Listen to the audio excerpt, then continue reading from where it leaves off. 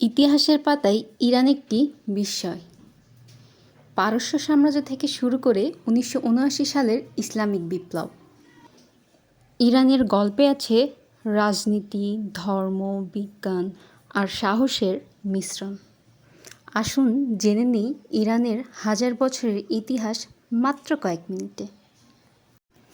খ্রিস্টপূর্ব 550 সালে Cyrus the great প্রতিষ্ঠা করেন পারস্য সাম্রাজ্য, যা তখনকার বিশ্বের সবচেয়ে বড় সাম্রাজ্য ছিল। এরপর দারিউস ও জার্ক্সিসের শাসনামলে এই সাম্রাজ্য ছড়িয়ে পড়ে মিশর থেকে ভারত পর্যন্ত। আলেকজান্ডার দ্য গ্রেট খ্রিস্টপূর্ব 330 সালে পারস্য দখল করেন। এরপর আসে ইসলাম। 650 সালের দিকে মুসলিমরা ইরান জয় করে। পারস্য সংস্কৃতি ও ইসলাম একত্রে তৈরি করে এক নতুন সভ্যতা, যেখান থেকে জন্ম নেয় অনেক জ্ঞানী, দার্শনিক ও কবি। 16শো শতকে সাফাভি সাম্রাজ্য শিয়া ইসলামকে রাষ্ট্রীয় ধর্ম বানায়, যা আজও ইরানের পরিচয়।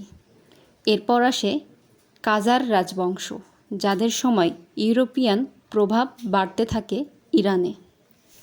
1906 সালে ইরানে প্রথম সংবিধান চালু হয়, কিন্তু 1953 সালে যুক্তরাষ্ট্র ও ব্রিটেন মিলে প্রধানমন্ত্রী মোসাদ্দেককে সরিয়ে দেয়।